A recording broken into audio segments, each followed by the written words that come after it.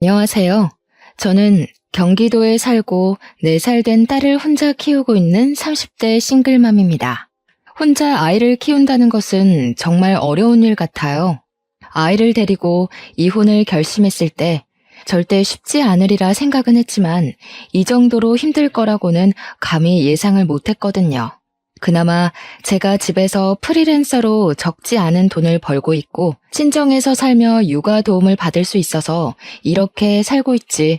아니었으면 아마 진작에 저는 다른 세상 사람이 되었을지도 모르겠네요.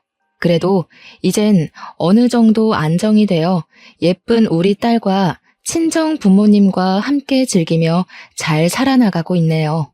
저는 자존심이 정말 강하고 어떤 일에서든지 완벽해야 하는 성격을 가지고 있어요. 결혼 생활도 마찬가지였죠. 다른 누구보다 결혼을 잘해야 했고 완벽한 아내와 엄마가 되어야만 했어요. 하지만 제 삶은 제가 계획한 대로 흘러가지 않았고 결국 이혼을 하게 되었죠. 이혼하고 나서 주변에 이 사실을 알려야 하는데 입이 떨어지지 않더라고요. 그래서 아직도 친구들은 제가 이혼한 사실을 몰라요. 사실 이곳에 처음으로 이혼한 사실을 밝히는 것이랍니다. 솔직히 이혼하고 혼자 아이를 키우는 이야기가 듣기 좋게 들릴 분은 아무도 없겠지만 그래도 저의 살아온 이야기를 듣고 누군가는 여기서 살아갈 힘을 얻게 될 수도 있지 않을까 하는 생각에 큰 용기를 내어 사연을 보내요. 저는 앞서 말한 바와 같이 공부도 꽤 잘했고 좋은 대학 건축공학과를 나와 아주 좋은 회사에 입사했어요. 처음 입사한 회사였음에도 어린 친구가 일도 잘하고 성격도 좋다고 인정받으며 입사 동기보다 더 빠른 진급을 할 수가 있었죠. 이렇게 승승장구의 인생을 달리고 있는데 어느 날 모르는 번호로 문자가 왔어요. 혹시 이정희 씨 핸드폰 맞냐고요. 그래서 제가 이정희 맞는데 누구시냐고 했더니 제가 초등학교 때 정말 많이 좋아했던 남자 동창 김동근이었어요. 동근이와 저는 인생에서 가장 순수했던 초등학교 시절. 서로 너무 좋아했어요. 우리는 항상 아침마다 만나 손을 꼭 잡고 등교를 했어요. 그 모습을 본 친구들이 다들 놀렸지만 그래도 꿋꿋이 손을 잡고 초등학교 6학년까지 같이 등하교했어요. 학교가 마치면 서로의 집에 놀러가 부모님께 인사를 드리고 같이 놀고 책도 읽고 간식도 먹으며 시간을 보냈죠. 전교생이 다 알고 선생님들도 다 알 정도로 유명한 커플이었지만 졸업 후 다른 중학교로 가며 자연스럽게 연락이 끊겼어요. 이랬던 친구에게 연락이 오니 너무 반가웠어요. 그래서 퇴근 후 바로 동근이에게 전화를 걸었죠. 동근이도 마침 우리 회사 근처에 다니고 있었고 그렇게 우리는 몇 번 만나 연애를 시작하고 결혼까지 했어요.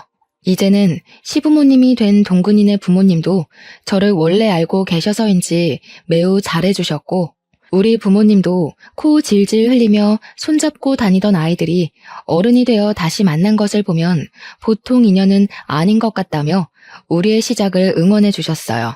이렇게 우리는 모두의 축복 속에 아무 문제 없이 결혼하게 되었어요. 결혼 후 바로 저는 임신을 했어요. 임신한 후에도 꼼꼼하고 완벽을 추구했기에 회사에서도 여전히 인정받으며 일을 했고 집에서도 청소며 빨래며 음식이며 완벽하게 집안을 꾸려나갔어요. 시부모님께 일주일에 2번씩 안부 전화도 꼬박꼬박 드리고 생신 때는 제가 직접 장을 보고 생신상을 차리기도 했죠. 매일 아침 6시에 기상을 하고 8시면 집에서 나와 회사로 출근을 하고 7시에 퇴근해서 집에 오면 집안일하며 하루를 마무리했어요.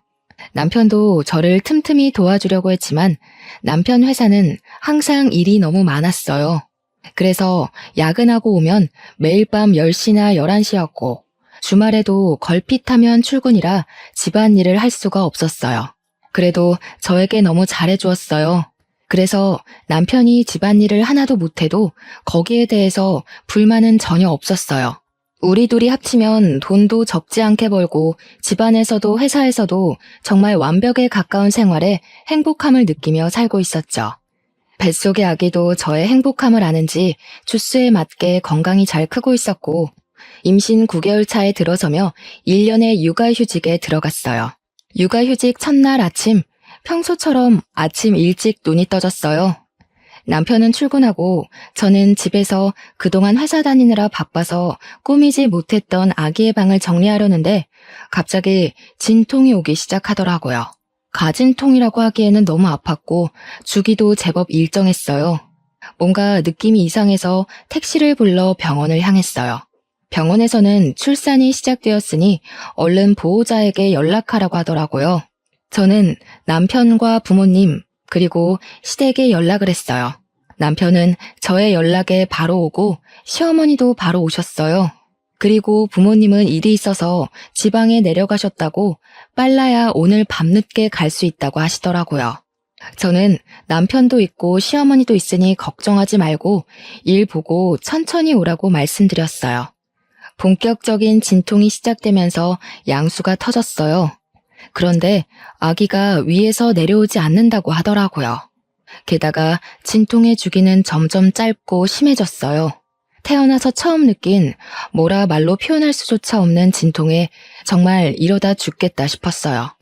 양수도 터진 데다가 오랜 진통으로 지칠 대로 지쳐서 이제는 힘을 줄 수도 없는 상황이 되었죠. 의사 선생님은 이대로면 산모와 아기 모두가 위험할 수 있다고 판단되어 수술을 해야겠다고 하셨어요. 뭐, 수술한다고요? 안 돼요. 조금 더 자연분만으로 해봐요. 양수도 터졌다면서요. 조금만 더 시도해주세요, 선생님. 어머님, 지금 이대로 가면 아기도 위험하고 산모도 위험합니다. 지금 바로 수술해야 해요.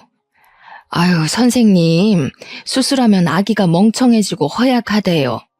안 그래도 우리 집 첫 손주가 딸이라서 심란한데 그 딸마저 멍청하고 허약하면 어째요? 의사 선생님이 책임질 거예요?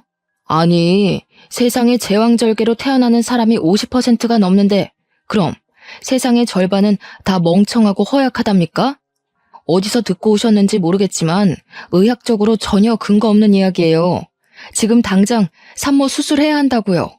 나 젊을 때는 밤새 진통해도 수술 없이 애들 잘만 낳았는데 왜 안 된다는 거예요?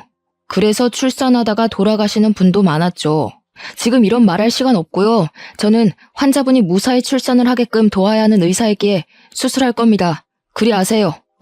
결국 의사 선생님 말씀대로 저는 수술실로 들어갔어요. 그 후 정신을 차려보니 출산을 마치고 입원실에 누워있고 제 앞에는 남편과 시어머니가 계셨어요. 예, 너는 진통도 좀 참고 힘도 잘 주고 하지. 왜 수술을 해서 아기 미래를 망쳐놓니? 수술하면 아기가 멍청해진다는데 안 그래도 딸이라서 속상한데 멍청하게까지 만들어야겠니? 저는 어머니의 말에 눈물이 났어요. 진통이란 진통은 다 겪고 수술까지 한 사람에게 몸은 괜찮냐고 걱정은 못 해줄 망정 왜 수술했냐고 뭐라고 하시는데 정말 너무 섭섭하더라고요. 그러나 제 몸은 너무 아프니 뭐라고 말도 못하겠고 그저 울기만 했어요. 울고 있는데 친정엄마가 들어오시더라고요. 팅팅 부은 얼굴로 눈과 코가 시뻘개져서 울고 있는 제 모습을 보고 엄마는 깜짝 놀라셨어요. 사돈 왔어요? 아니, 얘가 좀만 더 힘주면 자연분만으로 나을 수 있는데 그걸 못하고 수술을 했지 뭐예요. 사돈도 아시죠? 수술해서 아기 낳으면 허약하고 멍청해지잖아요. 이제 엄마면 좀 아픈 것도 참고 해야지. 그걸 못 참아서. 뭐라고요? 그럼 지금 자연분만 못했다고 이제 막 마취해서 깨어난 아이에게 잡돌이 하셨어요? 잡돌이는 아니고 그냥 아쉬워서 그런 거죠. 아쉬워서. 아쉽긴 뭐가 아쉬워요. 수술해서 아기가 잘못됐어요? 어디 아프대요? 김서방, 아기 뭐 잘못됐어? 아기는 건강히 태어났습니다.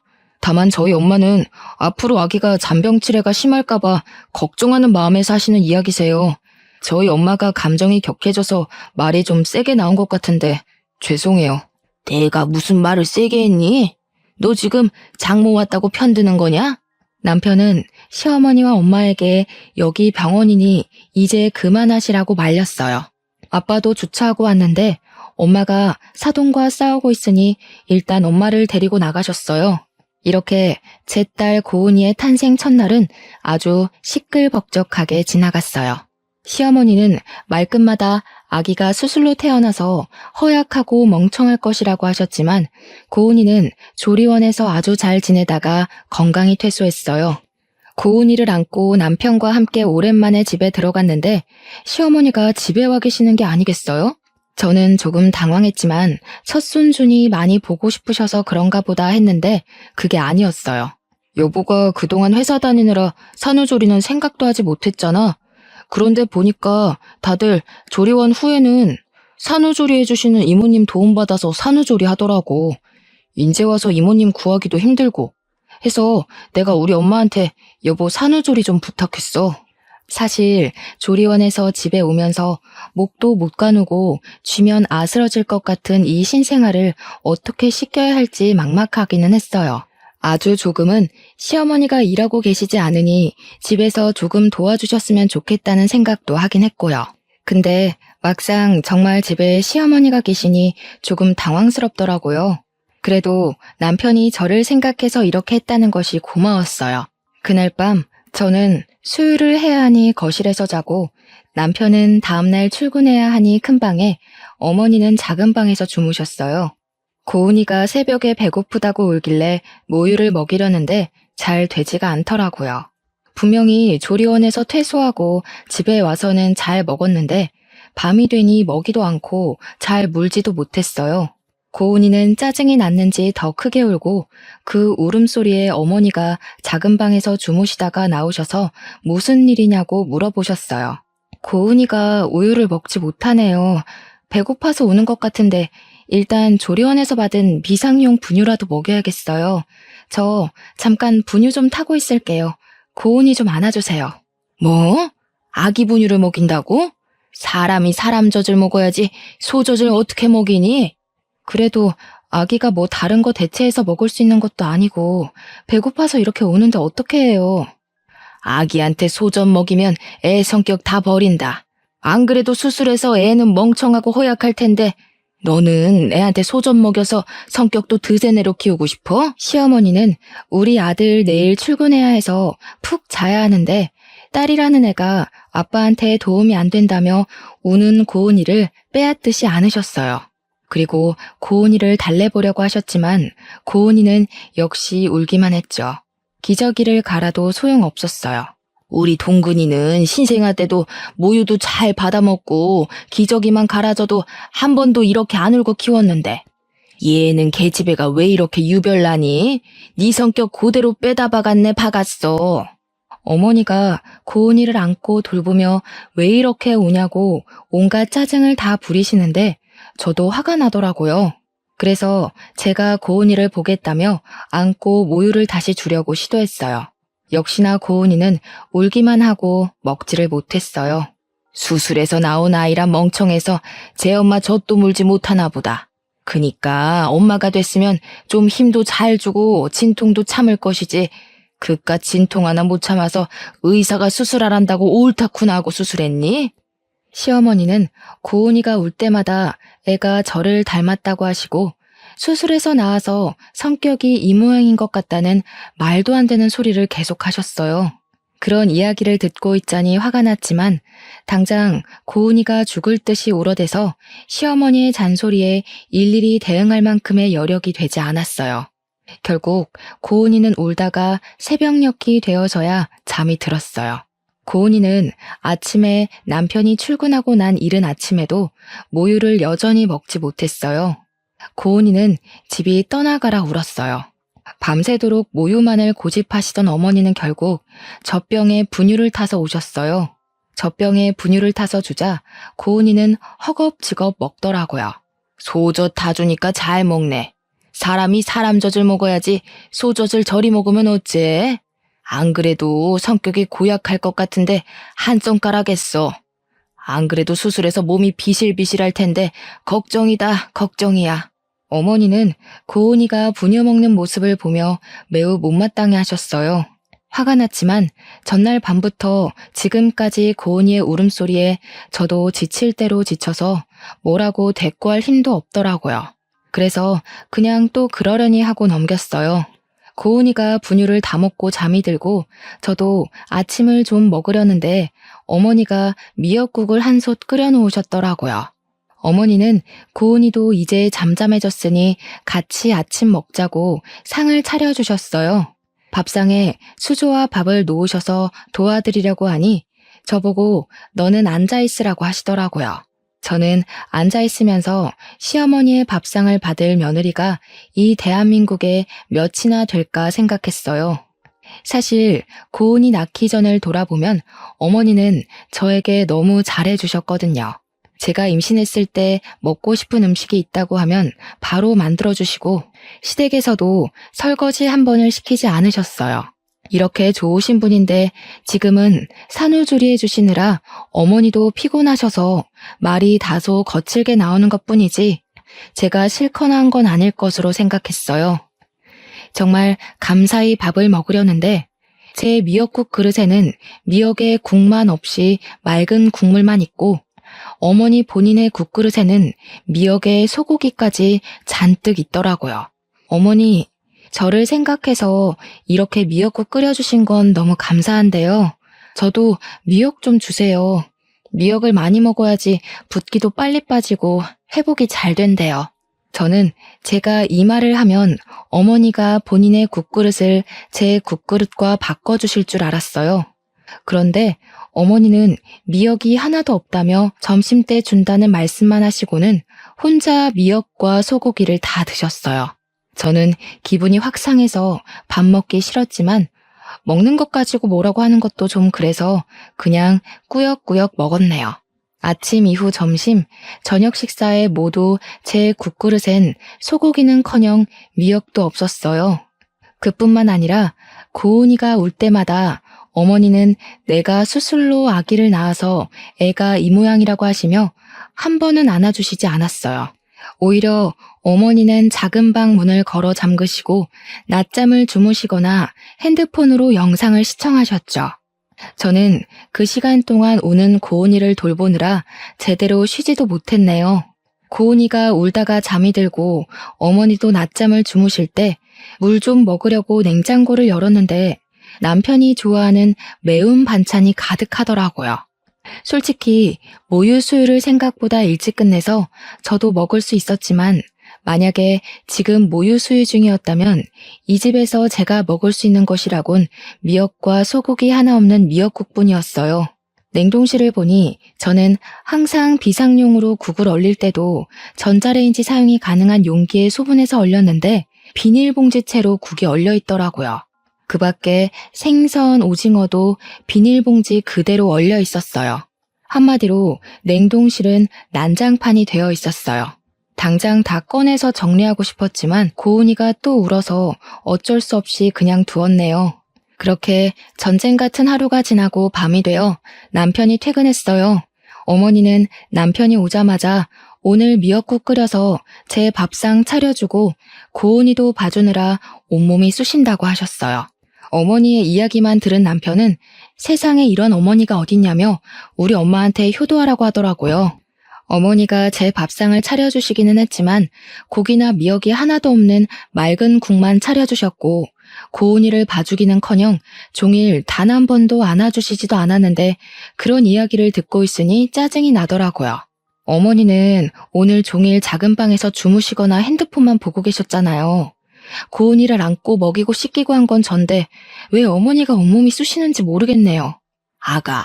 아까 잠깐 낮잠 잔 거로 그러는 거니? 어제 고은이가 우는 통에 잠을 거의 못 잤잖아.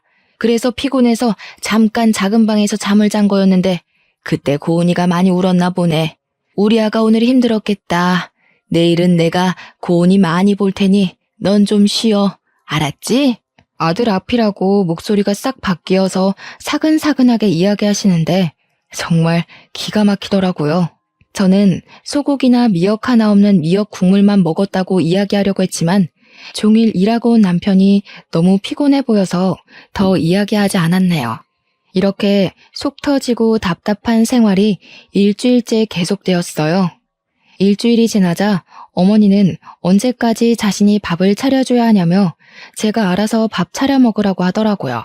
저는 그런 어머니가 빨리 집에 가셨으면 하는데 자꾸 저의 몸 상태로 고은이를 잘 돌볼 수 있겠냐며 걱정된다며 가시지 않았어요.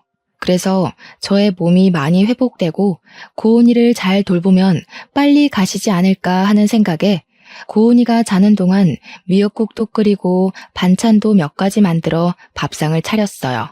저 혼자 먹으려고 차리기는 했지만 어머니가 계시는데 혼자 먹기는 좀 그렇잖아요. 그래서 어머니께 식사하시겠냐고 여쭈니 알겠다고 하시더라고요.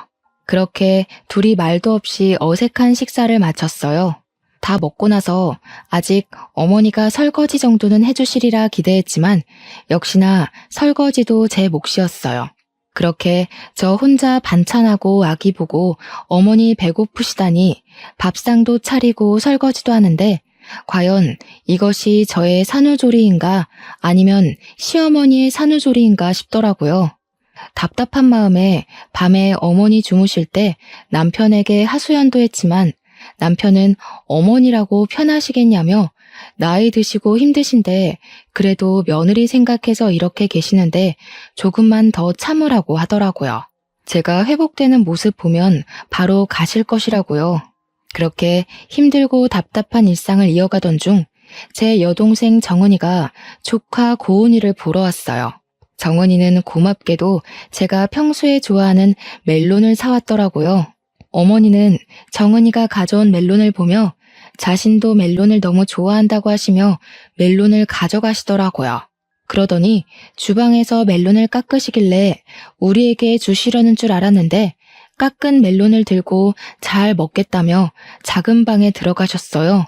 결국 손님으로 온 정은이가 자신이 사온 멜론을 직접 깎아서 먹었답니다. 이후 고은이를 보며 이런저런 이야기를 하다 보니 점심시간이 되었어요. 제가 같이 점심을 먹으려고 밥을 하려고 주방에 가니 정은이가 놀라서 쫓아오더라고요. 언니는 산후조리 중인데 왜 밥을 하냐고요. 그러면서 평소에도 설마 시어머니는 하나도 도와주시지 않고 언니 혼자 밥 차리고 고은이 돌보고 한 거냐고 하며 걱정하더라고요. 저는 정은이가 걱정할까봐 아니라고 대충 둘러댔어요. 정은이는 저를 위해 미역국도 소고기를 듬뿍 넣어서 끓여주고 밥도 하고 냉동고에 있던 떡갈비도 구워서 한 상 잘 차려주었어요. 우리끼리 편하게 먹고 싶었지만 그래도 작은 방에 시어머니가 계시는데 그건 도리가 아닌 것 같아 작은 방에 갔어요. 어머니는 멜론 한 통을 다 드시고 코를 골며 주무시고 계시더라고요. 제가 깨워서 식사하시라고 하니 비몽사몽으로 안 먹는다고 하시고는 다시 주무셨어요. 우리끼리 맛있게 먹고 상을 치우려는데 어머니께서 나오셨어요. 세상에, 시어미 잔다고 깨우지도 않고 너희끼리만 먹었냐? 진짜 너무하는구나. 어머니, 제가 아까 밥 다 준비해서 깨웠는데 어머니가 안 먹는다고 하셔서 저희끼리 먼저 먹었어요. 지금 바로 다시 차려드릴게요. 됐다, 고양 것. 엎드려 절받기도 아니고 내 딴에는 그래도 너 생각해서 불편한데도 여기 와 있는데 그런 내 생각은 안 하고 너희끼리만 먹냐? 나도 그런 밥상 받고 싶지 않다. 어머니는 저와 정은이에게 화를 버럭 내시더니 작은 방에서 핸드폰을 가져와 남편에게 전화를 걸었어요. 아들아, 이 애미가 억울해서 살 수가 없구나. 나 딴에는 착한 시어머니 노릇하고 싶어서 며느리 힘들까봐 산후조리 도와주러 왔더니만 이년은 미역국이 맛이 없다느니 하면서 나한테 타박만 하는 거 아니냐? 아들아, 내가 이렇게 힘들게 사는구나. 어휴, 이걸 말할 사람이 우리 아들밖에 없어서 전화했다. 그래, 저녁에 보자꾸나. 없는 말까지 지어내는 시어머니의 충격적인 두 얼굴에 할 말을 잃고 말았습니다. 시모는 자신의 방에 들어가서 나오지 않길래 여동생이랑 오랜만에 이야기도 나눌 겸 작은 방으로 들어가서 고은이랑 같이 놀아주고 있었어요. 그러다 제가 깜빡 잠이 들고 말았는데 여동생이 저를 급히 흔들어 깨우더라고요. 눈을 뜨자마자 시어머니의 까랑까랑한 목소리가 제 귀를 찌르더군요. 너네 지금 나 왕따 시키니? 아니, 너희들끼리 음식도 맛있는 거 시켜 먹으면서 하하호호 작은 방에서 무슨 얘기를 그렇게 오래 하니? 너희 설마 시엠이 흉봤니? 맞네, 맞아. 내가 그렇게 안 봤는데 사돈처녀까지 한통속이네. 서러워서 살겠니? 어휴. 일방적으로 말을 쏟아내고 방문을 쾅 하고 닫고 나가셨습니다. 저는 잊지도 않은 말을 술술 지어내는 어머니의 행동에 너무 당황했어요. 그리고 정은이에게 이런 어머니의 모습을 보여주기 부끄러워 일단 정은이는 집으로 급히 보냈어요. 그날 저녁, 매일 야근으로 늦게 오던 남편이 칼퇴근하고 일찍 집으로 왔어요. 아까 엄마가 전화해서는 처제 불러서 어머니 흉봤다던데 사실이야? 너는 어떻게 너 산후조리 해준다고 오신 엄마한테 그렇게 할 수가 있어? 얘야, 됐다. 안 그래도 아기 낳고 힘들 우리 며느리한테 그런 소리 하지 마. 원래 여자들이 아기 낳고 하면 우울해서 조그만 일에도 서운해하고 그런 거야. 아기 신생아 때는 남편과도 죽일 듯이 싸우는데 시어미인 나한테는 얼마나 그간 불만이 많았겠니?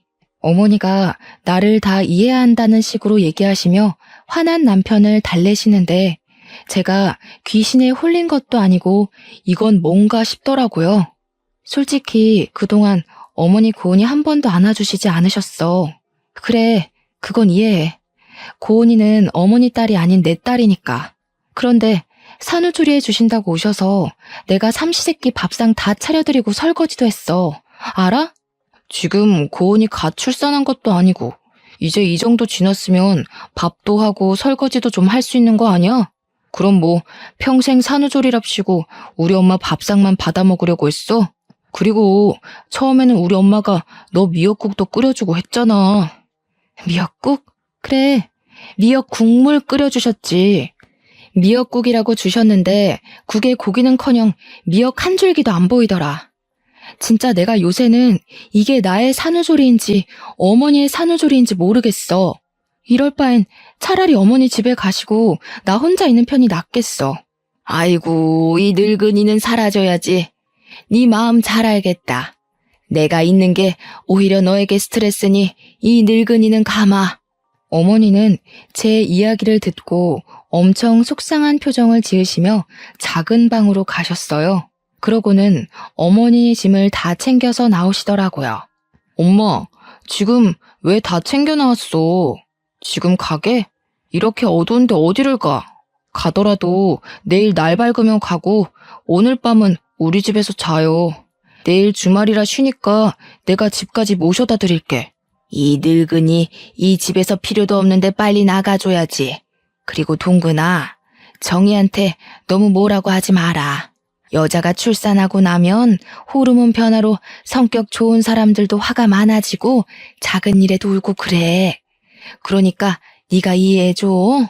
야, 너는 엄마가 이렇게까지 널 생각하는데 그 앞에서 엄마 꼭 그딴 말을 짓거려야겠냐?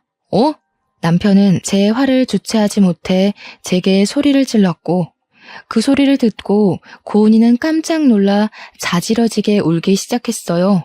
우는 고은이를 데리고 일단 큰 방으로 들어가 진정시키는데 저도 서러워서 눈물이 나더라고요. 그렇게 저도 울고 고은이 울며 밤을 보냈답니다.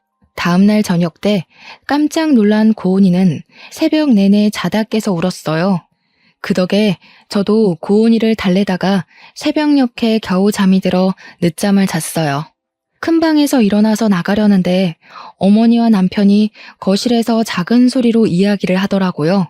내가 아는 사람이 회사 대표인데 자기 비서가 20대 후반인데 재테크를 아주 기막히게 잘해서 모은 재산이 많대. 그냥 정이랑 이혼하고 그 여자나 만나봐. 쇠장가를 가라고?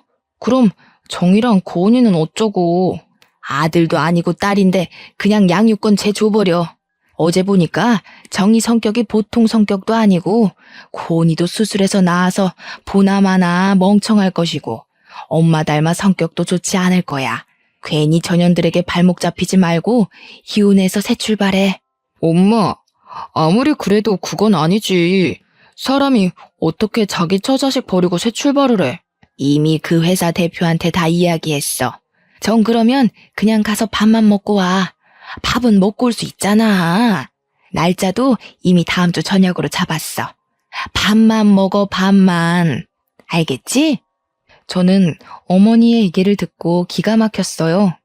그런데 여기서 다 들었다고 나가면 분명히 어머니는 시치미를 뚝 떼며 아니라고 할 것이 분명해서 일단 듣고 가만히 있었어요. 방에 있는데 생각할수록 어이가 없어서 정은이한테 카톡으로 제가 들은 이야기를 다 말했어요. 그런데 정은이가 뭔가 자기 이야기 같다고 하는 거예요. 얼마 전에 회사 대표님이 자기에게 좋은 사람이 있다며 소개해준다길래 다음 주에 날짜를 잡았다는 거예요. 생각해보니 정은이도 회사 대표의 비서예요. 그리고 어릴 때부터 금융에 관심이 많아서 주식, 부동산 등에 투자하며 돈을 잘 굴렸고, 그래서 지금 가진 돈도 많아요. 저와 정은이는 남편이 소개받을 사람이 바로 제 동생이라는 확신이 들었어요. 이거 어떻게 해야 하나 고민하고 있는데 정은이에게 카톡이 오더라고요. 언니는 형부랑 어떻게 하고 싶냐고요. 솔직히 수술해서 낳은 애라서 멍청하다, 소젖 먹고 커서 성격이 고약하다는 등의 막말하고 산후조리한답시고 오셔서는 저에게 매일 밥상을 요구하시는 모습에 더는 가족으로 살지 못하겠다 생각하고 있었거든요. 게다가 남편은 그 사이에서 중간 역할도 못하고 무조건 지 엄마 편이니 이혼하고 싶다고 솔직히 이야기했죠. 정은이는 그럼 어차피 이혼할 거면 일단 조금 더 참고 살다가 복수라도 시원하게 하고 끝내라고 하더라고요. 일단 소개팅은 무산시키지 않고 진행하기로 했어요. 단 시어머니와 남편이 여동생의 얼굴을 알고 있으니 연기자 준비를 하는 여동생 친구에게 부탁해서 대신 나가달라고 했죠. 그리고 다음 데이트 약속까지 잡고 오라고 부탁했어요. 드디어 소개팅 날. 남편은 제게 야근한다고 하고 여동생의 친구와 소개팅을 했어요. 정은이는 몰래 숨어서 자기 친구와 형부가 소개팅하는 장면을 지켜봤어요. 저는 고은이를 봐야 하니 가지는 못했지만 정은이가 실시간으로 사진을 찍어서 보내줬어요. 맨날 고은이 보느라 집에서 꾸밀 틈이 없는 저만 보다가 늘씬하고 예쁜 20대 여성을 보니 좋은지 표정이 아주 좋아 죽더라고요. 남편이 먼저 여동생의 친구에게 다음 데이트는 언제 할지 물었고 그 주 주말에 둘이 만나기로 약속을 잡았다고 하더라고요. 주말이 되었어요. 남편은 회사 사람들과 낚시하러 간다고 하며 정장을 쫙 빼입더라고요. 그래서 제가 낚시하는데 웬 정장을 입었냐고 물으니 친구가 결혼식을 해서 결혼식 갔다가 회사 사람들과 낚시한다고 하더라고요. 역시 남편은 여동생의 친구를 만났고 남편이 손도 잡고 어깨 동무도 하더라고요. 여동생의 친구가 팔짱을 끼니 해벌쭉하고 웃는데 정말 당장 쫓아가 따지고 싶더라고요. 정은이는 남편이 하는 모든 행동 하나하나를 빼놓지 않고 사진을 찍었어요. 그리고 여동생 친구의 얼굴은 모자이크 처리를 하고 남편 얼굴만 잘 보이게 편집해서 제게 보내줬어요. 월요일 아침, 정은이는 남편 회사의 게시판에 개발팀 대리 김동근의 실체라는 제목으로 모든 사진을 올렸어요. 그 내용은 김동근 대리는 아직 돌도 되지 않은 예쁜 딸을 둔 아빠인데 집에 부인과 딸이 있음에도 불구하고 부인이 지겨웠는지 내 친구를 만나고 있다고 썼어요. 순진한 내 친구는 이 사람이 유부남인지도 모르고 몇 번 밥 먹고 데이트했다는데 자신이 만난 남자가 유부남인 것을 알고는 충격에 휩싸였다고 하며 이런 김동근 대리에 대해서 어떻게 생각하시는지 사내 직원들의 의견을 묻는다고 적었어요. 댓글을 보니 누군가가 김동근 대리는 회사에서 평이 아주 좋은 분인데 그럴 리가 없다며 그냥 와이프와 데이트한 것인데 오해하고 쓴 글 아니냐고 하더라고요. 그런데 그 밑에 댓글을 보니 자기가 김동근 대리의 아내 되시는 분을 안다면서 그분은 키가 작고 통통한 체형인데 여기 모자이크 처리된 사진 속의 여자분은 키도 크고 늘씬한 것이 아내는 확실히 아니라고 적혀 있었어요. 그 댓글로 인해 남편은 자기 자식 낳아준 아내를 버리고 새로운 여자를 찾아 나선 천하의 나쁜 놈이 되어버렸어요. 저는 동생의 작품에 감탄하며 저는 저의 복수를 시작했어요. 저는 작은 방에서 주무시고 계시는 어머니의 핸드폰을 가져왔어요. 그리고 어머니의 핸드폰에 카톡으로 들어가 정은이가 보내준 사진들을 첨부했어요. 그 밑에는 이명자님의 아들 김동근은 딸이 있는 가정의 가장인데 부인이 지겨웠는데 새로운 여자를 만나고 있다는 내용을 함께 적어 카톡에 저장된 모든 지인에게 전송했어요. 그리고 제가 준비한 음성 파일을 하나 더 보냈어요. 사실 어머니가 남편에게 새로운 출발을 하라고 권하신 그날 이후부터 어머니가 저에게 했던 말들을 다 녹음했거든요. 그 녹음 파일에는 고은이가 울 때마다 제가 수술로 나와서 애가 멍청하다고 하신 말, 제게 집안일을 시키고 집안일을 제대로 하지 못하면 너는 얼굴도 못생겨서 일도 못한다고 구박하셨던 말, 인격 모독한 말과 욕설을 하신 것까지 매우 상세하게 녹음했어요. 그리고 이 모든 것을 듣기 좋게 편집을 했어요.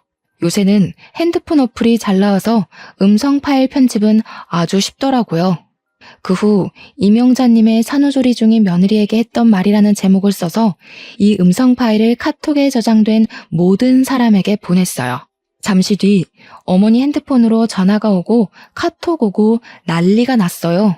어머니 친구분 중에는 나도 엄마가 수술해서 나왔는데 그럼 나도 멍청한 거냐며 어떻게 같은 여자가 돼서 며느리한테 그러냐고 너같이 무식한 년이랑 더는 만날 수 없다며 화를 불같이 내셨어요.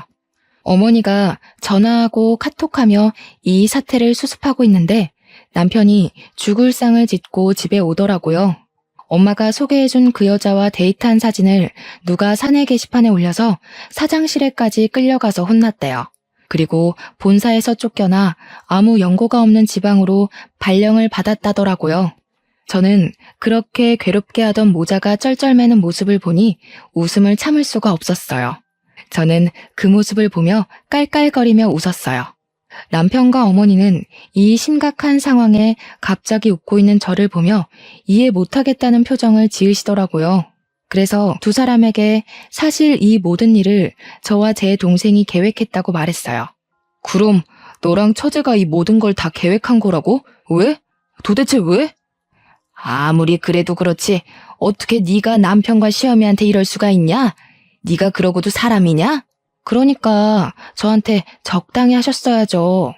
어머니가 그동안 고은이 울고 뗐을 때마다 수술로 나와서 애가 멍청해서 저런다며 하실 때 저 정말 속상했지만 참았어요. 제가 사랑하는 남편을 낳아주신 어머니시고 또 어머니도 힘드시니 이러시는 거겠지 했어요. 근데 왜? 우리끼리의 문제를 왜 밖에 퍼뜨려서 이렇게 쪽팔리게 만드냐고 왜? 그런데 어머니가 남편에게 새살림 차리라고 하시는데 정말 그때는 못 참겠더라고요. 아니, 그 와중에 제가 더는 참을 이유가 없죠. 이미 두 사람은 저와 고은이를 버리고 다른 살림을 차릴 계획을 세우는데 제가 왜요? 그럼 그냥 나에게 얘기라도 했어야지. 이야기? 너 그동안 내가 얘기하면 듣는 척이라도 했니? 어머니한테 막말, 욕설 들을 때 어머니가 이렇게 하셨다고 얘기하면 우리 엄마가 그럴 리가 없다며 내 이야기는 들으려 하지도 않고 오로지 네 엄마 편만 드는 너한테 내가 무슨 얘기를 해. 내 입만 아프지. 그래도 좀 더 나한테 얘기를 하지 그랬어. 꼭 이렇게까지 일을 크게 벌려야겠어? 우리 고은이는 어떡하라고. 고은이를 그렇게 생각하는 양반이 젊은 여자랑 손잡고 어깨동무하고 다니냐? 인제 와서 고은이 핑계를 대면서 날 막으려는 생각하지 마. 다 필요 없고 이혼이야. 우리 이혼해. 아, 너는 새장가 가야 하니까 고은이는 내가 데리고 살게. 양육권 꿈도 꾸지 마라. 저는 남편과 어머니께 그동안 참고 왔던 모든 서러운 것들을 다 이야기했어요. 그리고 저와 고은이의 짐을 챙기고 고은이를 안고 집에서 나왔어요. 남편과 어머니는 망연자실한 표정으로 주저앉아 이제 어떻게 사냐며 울고 있더라고요. 밖으로 나가니 이미 정은이가 와 있더라고요. 정은이의 도움으로 짐을 싣고 차에 타 친정으로 갔어요. 엄마는 정은이에게 들어 대충 제 상황을 알고 계셨어요. 그러면서 그런 집구석에서 참고 있는 건 멍청이 같은 짓이라고 하시며 그동안 고생했다고 저를 꼭 안아주셨어요. 엄마에게 행복하게 잘 사는 모습 보여드리고 싶었는데 그러지 못하고 이혼이라는 큰 부류를 저지르고 왔는데도 뭐라고 하지 않으셨어요. 오히려 잘했다고 이야기해 주시니 너무 감사하고 죄송하더라고요. 그 뒤로 우리의 이혼은 빠르게 진행되었어요. 시어머니는 부끄럽다고 지인들과 연락 다 끊고 남편 따라서 아무도 알지 못하는 지방에서 있는 듯 없는 듯 살고 계시다고 하더라고요. 저는 제가 다니던 회사 인사부 팀장님이 제 사정을 어떻게 아시고 사무실 직원에서 재택 프리랜서로 전환해 주셨어요. 그 덕에 친정에서 고은이를 돌보며 일을 할 수 있게 되었어요. 그리고 싱글맘들을 위한 작은 모임도 만들었어요. 제가 싱글맘이 되어보니 생각보다 너무 힘들더라고요. 경제적인 여건도 되고 친정의 도움을 받는 저도 이렇게 힘이 드는데 그렇지 못한 상황에 놓인 싱글맘들은 정말 너무 힘들겠더라고요. 그래서 싱글맘들끼리 모여 서로 위로해주고 도와주면 좋겠다 싶었거든요. 그리고 모임 멤버들 중에서 여건이 되는 사람들끼리 모여 봉사활동을 꾸준히 하고 있어요. 그 결과 얼마 전에는 시에서 좋은 일 한다고 봉사상도 받았답니다.